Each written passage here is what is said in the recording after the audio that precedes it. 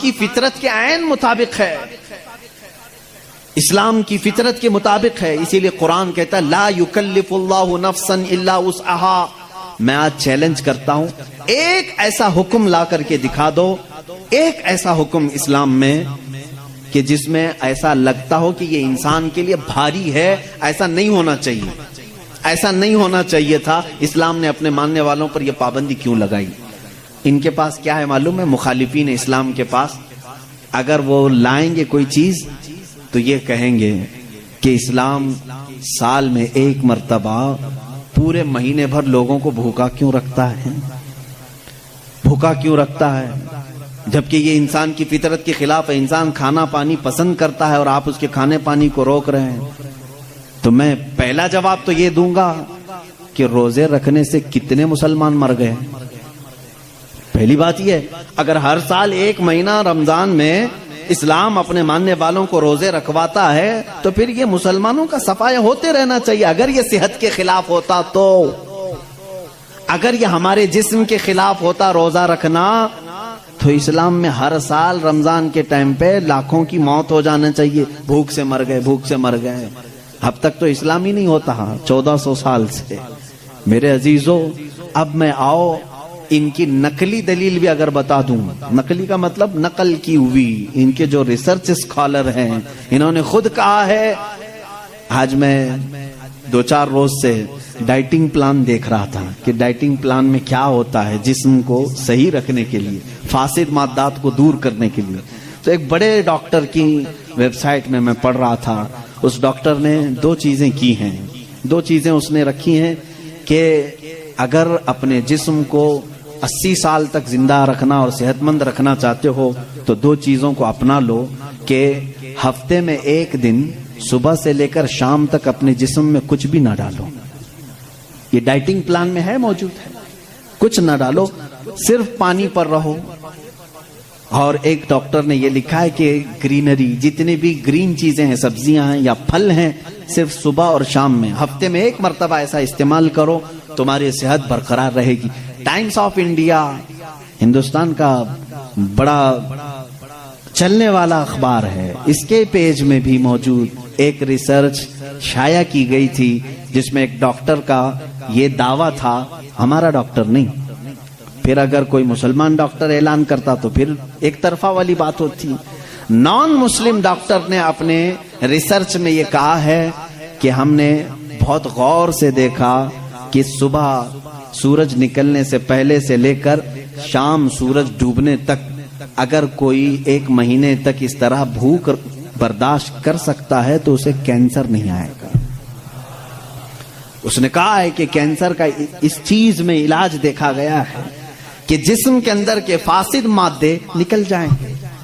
میں پھر چیلنج کرتا ہوں، اور لاؤ کوئی دوسری بات جس میں ایسا کوئی حکم ہو اسلام کا جو انسانوں کے لیے بھاری ہے. تم ڈھونڈ کر کے روزے لے کر کے آئے تھے، روزے لے کر کے آئے تھے. اور پھر اگر یہ کہتے ہیں تو ان میں سے جو ادھر ادھر کے لاتے ہیں چھوٹی چھوٹی سی چیزیں ہیں. ایک بڑا طبقہ ہے جو اسلام کی کمیاں ڈھونڈنے کے لیے اپنی پوری زندگی خرچہ کر رہا ہے. ہمارے پاس وہ ساری چیزیں ہیں. قرآن کو خوردبین لگا کے، مائکروسکوپ لگا کر کے پڑھنے والے لوگ ہیں کہ کہیں تو کچھ نکل جائے، مل جائے. ارے میاں، یہ کام تو عرب والے بھی کر چکے اس وقت، ان کو نہیں ملا، تم جاہلوں کو کیا ملے؟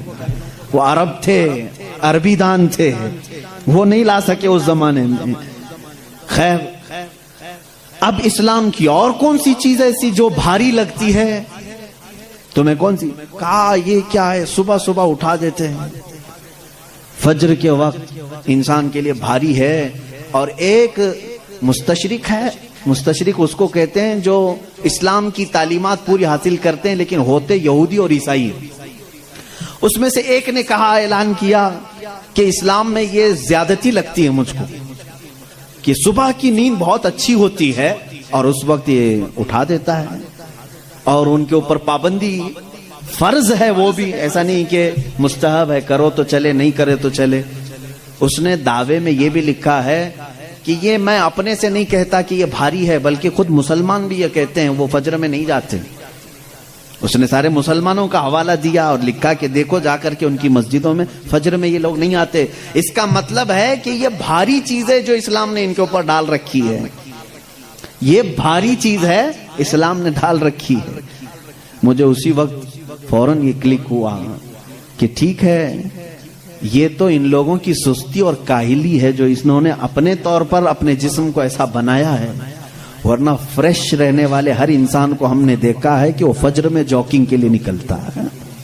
جو فریش رہنے والا ہے، جو اپنے جسم کو تندرست رکھتا ہے، ڈاکٹرز ہوں یا دیگر جو بڑے بڑے طبقے کے لوگ ہوں، سب کو ہم نے دیکھا کہ آپ ایکسرسائز کے لیے سب سے سوٹیبل وقت کون سا سمجھتے ہیں؟ تو کہتے ہیں فجر کا وقت.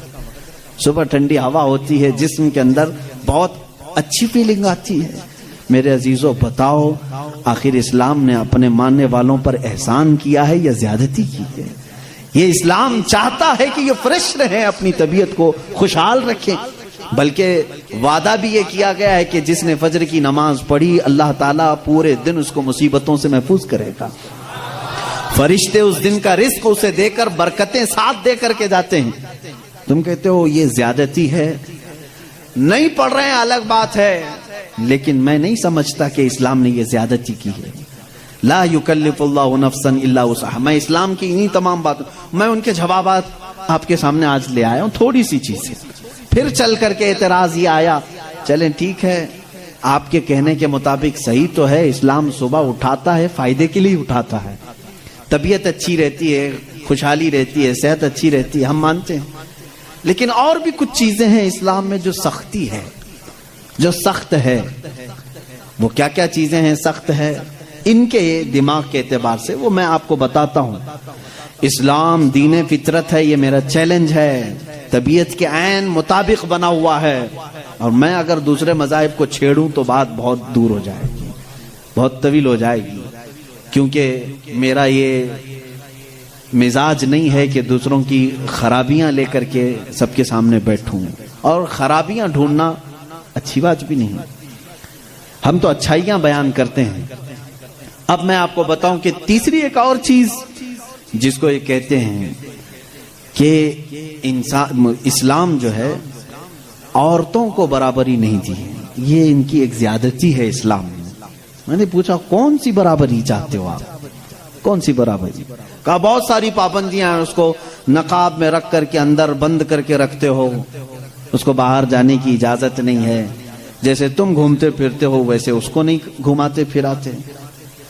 تم عورتوں کو پابند رکھے ہو. اور دوسرا ایک اور اعتراض ان کو کہ عورتوں کی فیلنگ کے ساتھ تم کھلواڑ کرتے ہو، 4 شادیوں کی اجازت دیتے ہو. ابھی تو ہم نے ایک ہی کیا ہے، پھر بھی ان کو تکلیف ہے. 4 کی اجازت اسلام نے، تو اس کا الگ جواب ہے کہ عورتوں کے ساتھ یہ زیادتی ہے یا انصاف ہے. پہلی بات تو یہ ہے کہ ان کو بند رکھتے ہو، ایک کمرے میں قید رکھتے ہو. اور یہی مغربی تہذیب کے دل دادا کچھ اسلامی ملکوں میں آ کر کے عورتوں کا دماغ بھی خراب کر رہے ہیں. آ کر کے ان عورتوں کو بھڑکا رہے ہیں کہ تم باہر نکلو بینر لے کر کے، ہمارا جسم ہماری مرضی چلے گی، ہمارے اوپر کوئی پابندی نہیں چلے گی. ہر جگہ یہ چل رہا ہے آج. اور یہ لوگوں کو بتانا یہ چاہتے ہیں کہ اسلام نے عورتوں پر یہ سختی کی ہے، ان کو برابری کا درجہ نہیں دیا ہے. کون سی برابری تم چاہتے ہو؟ کون سی برابری؟ یہ صرف جسم کے خواہش مند لوگ عورت کو یہ سمجھتے ہیں کہ یہ ناچنے والی چیز ہے، عورت کو یہ سمجھتے ہیں کہ یہ صرف ہمارے کھانے والی چیز ہے، اس کے ساتھ کھیلنے والی چیز ہے. تم اس کو برابری سمجھ رہے ہو. میں کہتا ہوں ان ماؤں اور بہنوں سے تم ان کی برابری کو پسند کرتے ہو یا پھر اسلام نے جو تمہیں برابری دی ہے وہ کیا ہے؟ آؤ رسول کریم صلی اللہ علیہ وسلم کے فرامین تو سنو. میرے آقا نے فرمایا جس نے ایک بیٹی کی پرورش کی اور اس کو شادی کر کے دیا، اس کو قیامت کے دن جنت میں لے جانا میرا ذمہ ہے، میری شفاعت اس پر واجب ہے. حضور اکرم صلی اللہ علیہ وسلم نے فرمایا بیٹی کے لیے جس عرب نے دفنایا تھا اس جگہ میرے آقا نے اعلان کیا. تم کہتے ہو اسلام ان کے اوپر سختیاں کرتا ہے.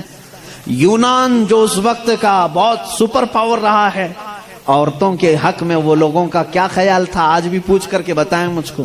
وہ کہتے تھے کہ عورت جو ہے سب کے ساتھ جینے والی مخلوق نہیں، اسے 5 زنجیریں پہناتے تھے، 2 ہاتھ میں، 2 پیروں میں، گلے میں۔ اس کی نشانیاں آج بھی عورتوں کے پاس باقی ہیں، لیکن شکل بدل گئی ہے۔ دونوں ہاتھ میں چوڑیاں ہیں، دونوں پیروں میں پائل ہیں، اور گلے میں نیکلیس بھی ہے نا۔ وہ 5 زنجیریں پہنا کر بازار میں لاتے تھے عورت کو۔ یہ یونان اس وقت کا ترقی یافتہ ملک، ان کی کتابیں مشہور تھی، اور اسلام نے ان 5 زنجیروں کو کاٹ کر کے زیور بنایا ہے، اور تم کہتے ہو اسلام نے عورتوں کو بند کر کے رکھا ہے۔